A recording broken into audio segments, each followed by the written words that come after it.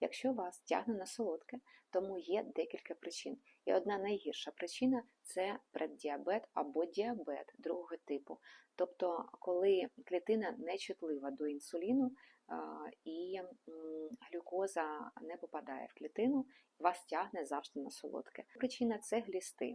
Треба пройти антипаразитарну програму, тим більше після літа це може бути. І третя причина – це мікроби. Мікроби фірмікути, які вчені дуже добре дослідили, і вони в нас заселяються в кишківнику, там поділи, не доїдаємо клітковини, не доїдаємо білка і взагалі неправильно харчуємось. І ці мікроби потім заставляють нас це їсти. Ви і хочете вже спригнути з солодкого, а не можете.